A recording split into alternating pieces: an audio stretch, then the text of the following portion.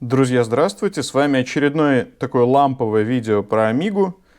И мне пришла вот такая вот коробочка из Швеции от Джона Хертела. Давайте-ка мы ее вскроем.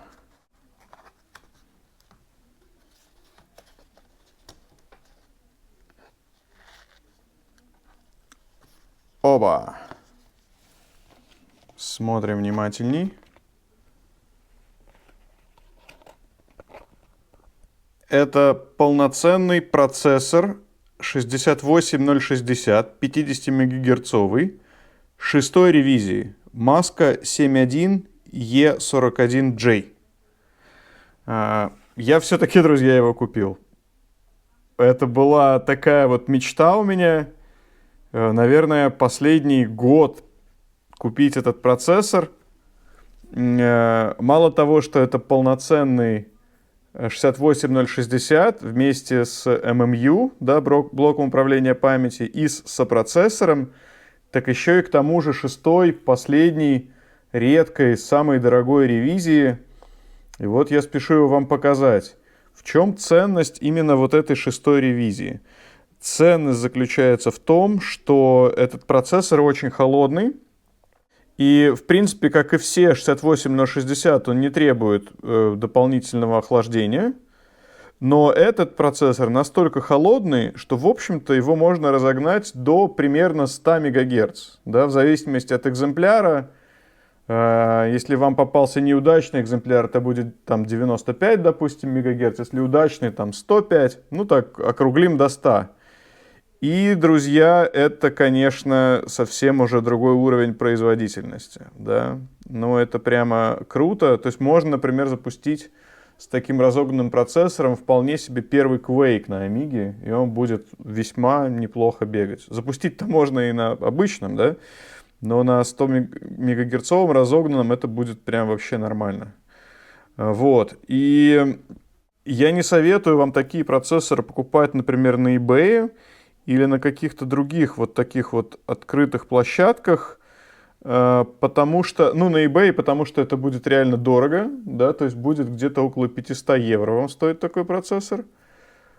А на других открытых площадках, и на eBay в том числе, потому что, честно говоря, китайцы хитрые, и не только китайцы, и подделывают процессоры именно под шестую ревизию, да, и, в общем-то, лучше сконтактироваться как-то с кем-то надежным, и тогда можно было бы такой процессор купить, если, конечно, вообще в этом видите какой-то смысл, потому что сейчас, например, вышли эти акселераторы Apollo для 1200 Амиг, Apollo Ice Drake, да, которые и звук выдают и на HDMI, и сразу выдают и ага-графику на HDMI, и, собственно, дополнительную графику. В результате, ну, такой Ultimate Edition, да, получается, для тех, кто, ну, так вот хочет визуально, чтобы это все было как такая классическая Amiga, да, а то, что там внутри, не так уж и важно, да.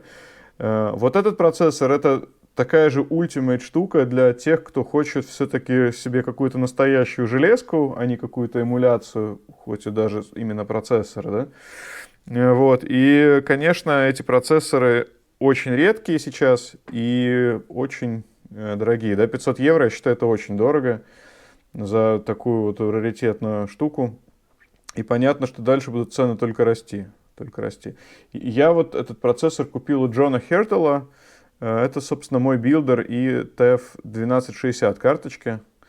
Как вы помните, сейчас у меня в моей Амиге стоит EC процессор, который, конечно, мало того, что сопроцессора у него нету. Сопроцессор, ладно, там, может быть, для Lightwave, да, для каких-то дем прикольных в первую очередь нужен. Ну, или там, может быть, для Shapeshifter, да, для того, чтобы Mac эмулировать, там тоже можно его задействовать. Но, ну, чтобы в игрушки играть, в общем-то, он не нужен. Но, с другой стороны, конечно, то, что здесь нету MMU, ну, в моем EC процессоре, да, здесь-то есть, это, конечно, прям, ну, беда, да, потому что, ну, многие игрушки виснут, например. Я играл в первую Дюну, я намучился. Но мы протестируем и этот процессор тоже, насколько он, как бы, подходящий для игрушек. В целом, конечно, для игрушек лучше всего использовать 68030 процессор, 50 мегагерцовый, он и достаточно быстрый, и очень совместимый. Да? Конечно, 68060 вы всегда несколько жертвуете совместимостью. Вот, попробуем это сегодня. Соответственно, я вставлю этот процессор в свою TF1260 карточку, попробую все включить, посмотрим, как это все заработает. Также я хотел бы протестировать, я же сделал себе рекап моей Amiga, да, заменил конденсаторы. И используя Амигу просто с обычным монитором и с амиговским выходом, я так понимаю, что этот рекап полноценно протестить не получается, да, потому что эти конденсаторы отчасти отвечают как раз за звук и за графику на аналоговый выход видео, но это мне как раз не так интересно, а вот за звук, да. И я привез из дома, из Риги, я привез колонки, которые я тоже, наверное, попробую сегодня подключить. Ну или посмотрим, может быть, это в следующее видео войдет. Сейчас у нас, конечно, главное поставить этот процессор, чтобы Amiga запустилась, протестировать, что это действительно 6-я ревизия. Ну, тут особых сомнений нету, да, ну и попробовать что-то запустить, может быть, убедиться, что все работает. Давайте это сделаем. Я сейчас тогда достану Амигу, вставлю сразу процессор. Я не буду вам, наверное, показывать сам весь этот процесс, как я вставляю процессор, потому что, ну, по сути, уже было видео, я там EC-процессор вставлял, ничего там отличаться не будет. Единственное, что мне нужно будет существующий процессор как-то вынуть без специального экстрактора и не повредить сокет. Ну, попробую. Там, в принципе, у меня довольно такая большая щелка осталась между процессором и сокетом. И как-то, я думаю, ножом как-то подцеплю и попробую открыть. В общем, приступим. Друзья, ну вот новый процессор и карта вместе с ним TF1260 установлена. Я вынул старый процессор. Видите, даже не погнул никаких ножек, никаких совершенно повреждений при помощи обычного кухонного ножа. Отличный инструмент для этой кухни, очень подходящий. Так визуально вроде как ничего нигде не повредил. И попробую сейчас Амигу включить. Друзья, вот я просто поднакинул крышку, даже не ставил trapdoor. Все подключил для того, чтобы включить Амигу. Вот, значит, у нас монитор. И первое включение прямо при вас это делаю. Ничего не проверял до этого. Надо понимать, что вот сейчас конкретно Amiga может и не включиться, потому что там может быть какой-нибудь не быть где-то контакта, да, на карточке или еще что-то. Такое, в принципе, возможно. Так что смотрим. Ну, может, и, конечно, процессор вообще полностью фейковый, ничего не работает. Но я надеюсь, что Джон меня не подвел. Пока не подводил.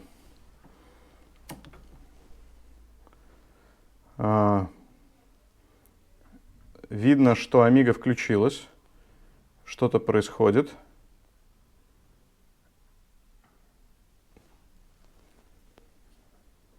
Пока просто черный экран.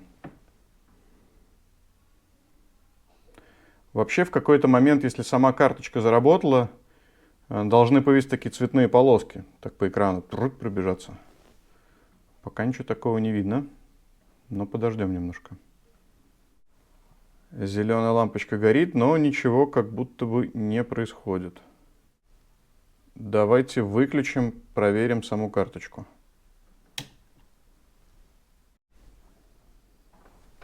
Друзья, я установил trapdoor, потому что он дает под карточкой определенную дополнительную опору, и угол, под которым карточка стоит, он становится более правильным. И должен быть лучше именно сам контакт. Да? Там вот все вот эти малейшие нюансы, они, в общем-то, важны. Давайте попробуем включить сейчас. И да, вот появились эти цветные переливы, означающие, что карточка TF1260 заработала. Чуть дернулся сейчас дисковод. Это значит, что система начинает загружаться, и она проверила, есть ли дискета. И мы видим, что пошел мигать у нас жесткий диск, роль которого сейчас выполняет флеш-карточка.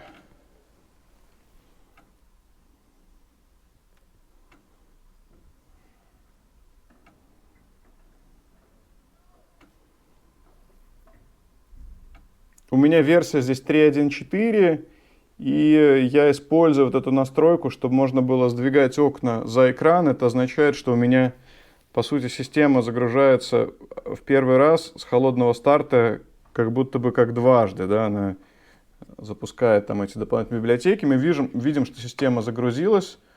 Вот у нас мышка. Давайте-ка мы залезем и запустим sysinfo, если у меня есть... Да, давайте Vichy Amigo вначале запустим. Раз все равно она тут зашла. Да, смотрите, 68060, Revision 6. То, что здесь 42,8 МГц, это некоторая хитрость именно карточек TF1260. Они как-то в свободное время снижают специальную частоту, когда к процессору не идет обращений, и, соответственно, получается ниже частота. На самом деле частота 50 МГц, честно, здесь. Запустим sysinfo. 4.4 версия.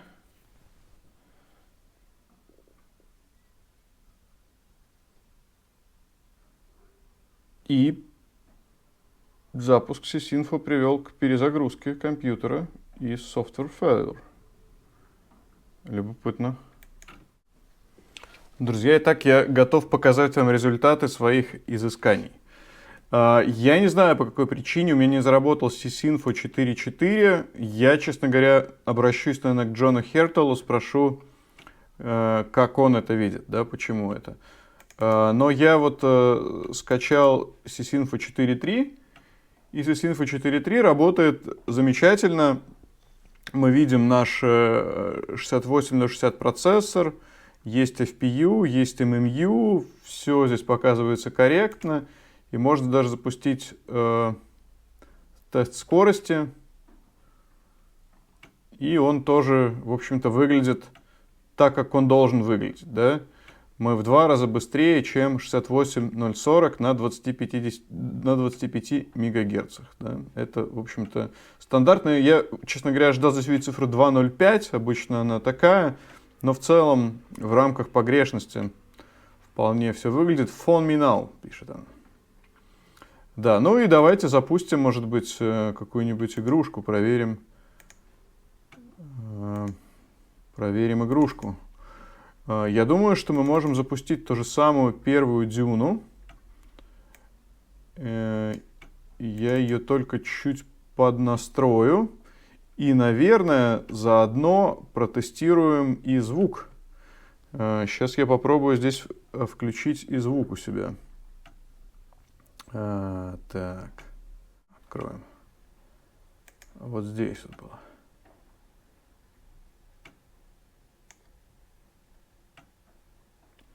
И здесь у меня настройки WHD Load, и я могу здесь стереть No MMU, потому что MMU у нас в данном случае есть.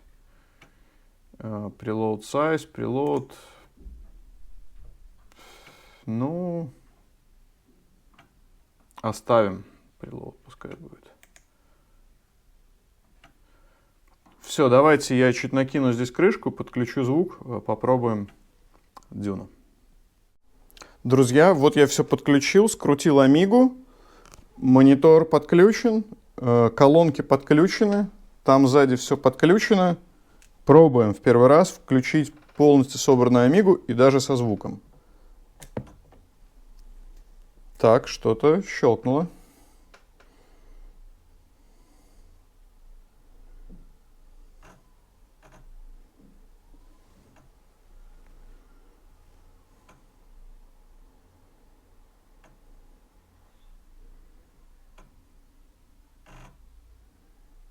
Да, идет загрузка.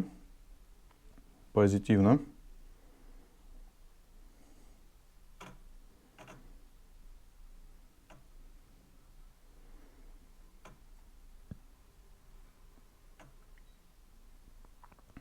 Идет загрузка жесткого диска, я вижу, потому что здесь мигает у меня светодиод.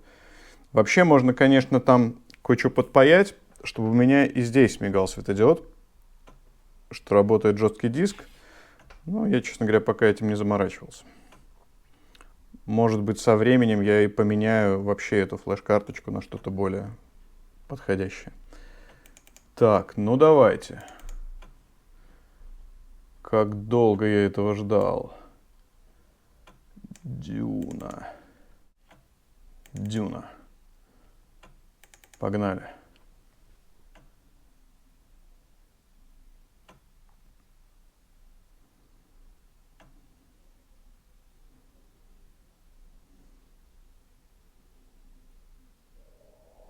Да, есть звук.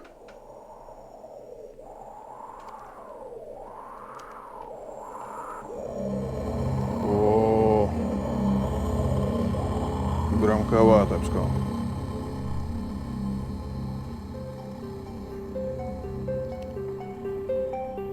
Все работает. Вау, вот это звук.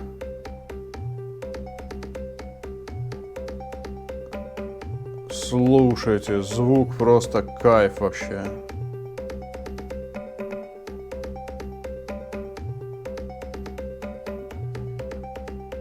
Я даже не ожидал такой крутизны.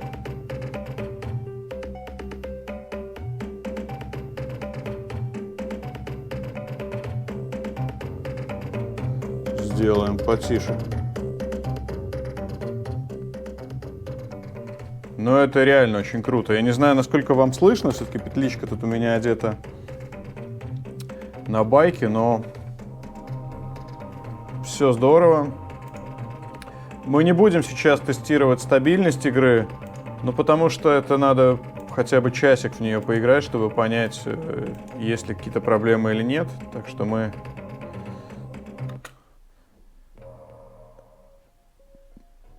Ну понятно, да? Выйдем из игры. Ну и давайте так вот на сегодня, чтобы закончить все это на какой-то такой прикольной ноте, давайте Doom запустим. Так, он у меня, наверное, не здесь. А нет, здесь, Doom, вот есть.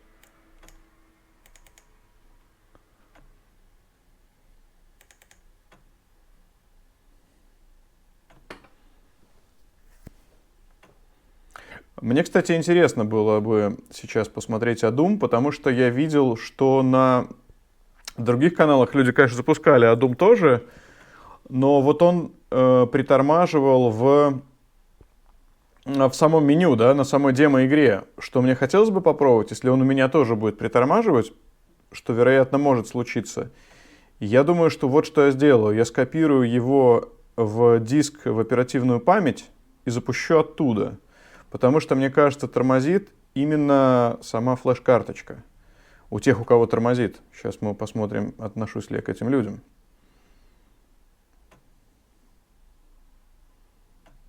Какое-то время ему нужно, чтобы загрузиться.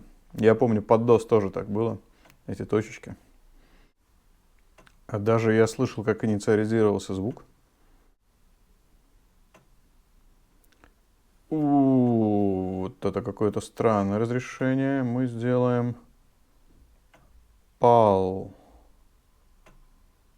Low Res. По-моему, вот такое должно было быть разрешение. Да. Загрузился Doom.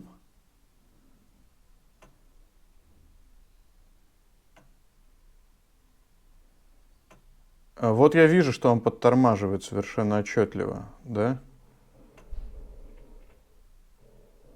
Да. Но я также вижу, что все время читает диск. Давайте тогда проведем этот заметный эксперимент.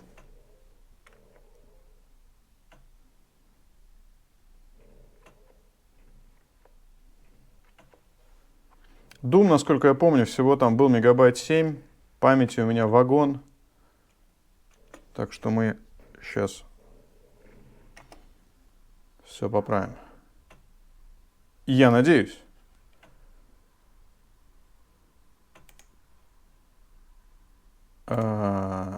Так.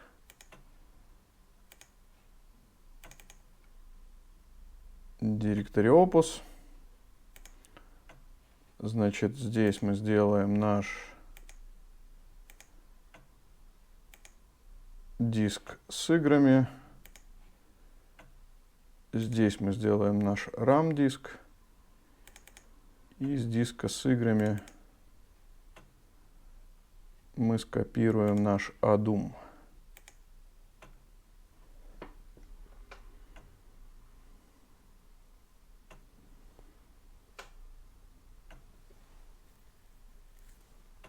Мы видим, как у нас уменьшается наша фаст-память. Но у нас 128 мегабайт. Это так много вообще, конечно. Для Амиги какое-то невероятное количество.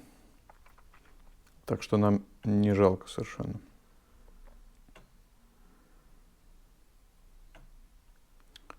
Самый большой файл копируется Doom 2 WAD. Ну и, соответственно, заменой, кстати, этих WAD файлов мы можем сделать или первый Doom, или даже Heretic, насколько я помню. Не уверен насчет Hexen, не пробовал.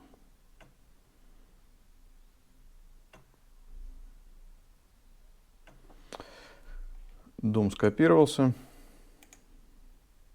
Да, вот у нас чуть подъелось оперативной памяти. Вот он, наш Doom.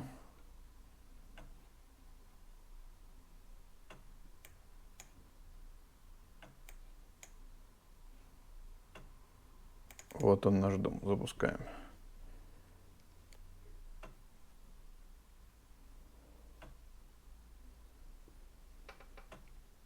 Не моргает больше диск.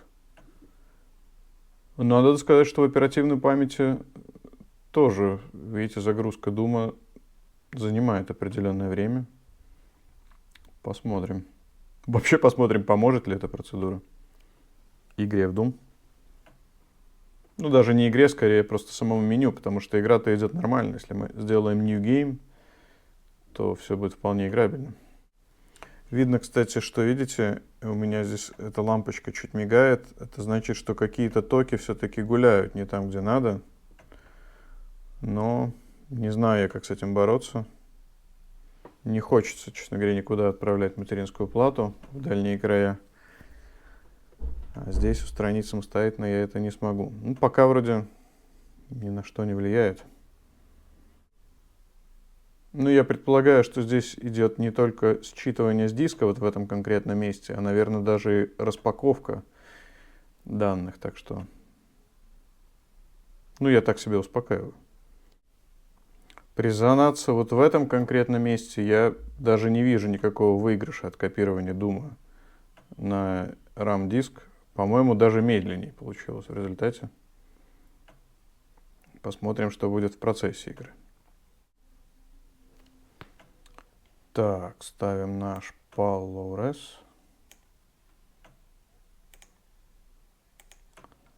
Смотрим, что получилось.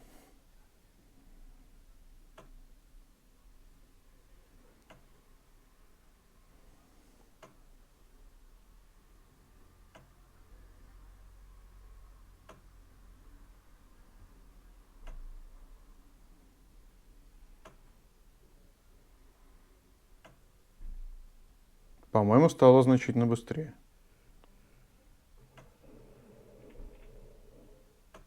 Но все равно я вижу некоторые как будто бы подтормаживание. Да нет, вроде как примерно так же.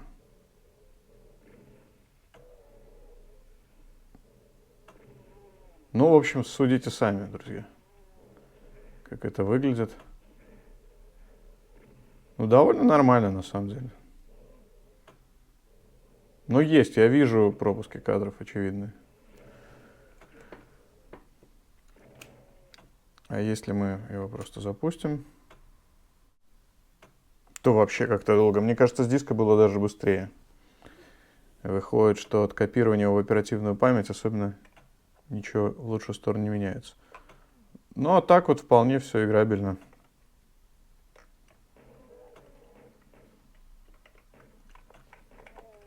Ну, тут одной рукой что-то пытаюсь понатыкать.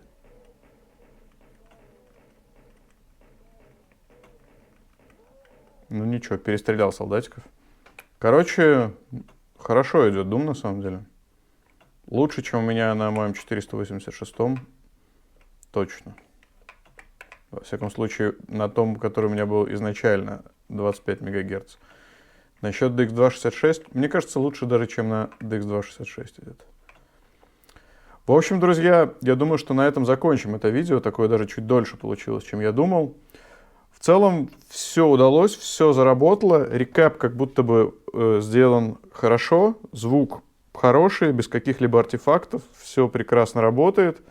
С процессором тоже в порядке, он определяется, он работает. Единственное, что почему-то sysinfo 4.4 у меня не заработало. Не могу это никак объяснить. Я думаю, что я свяжусь с Джоном, позадаю ему вопросы, как у него работает, с чем это вообще может быть связано. Ну, как бы, разберемся. Это хорошо, что остаются какие-то темы для дальнейших видео. С вами была IT-кухня. Подписывайтесь на канал, подписывайтесь на наши соцсети. Всем счастливо.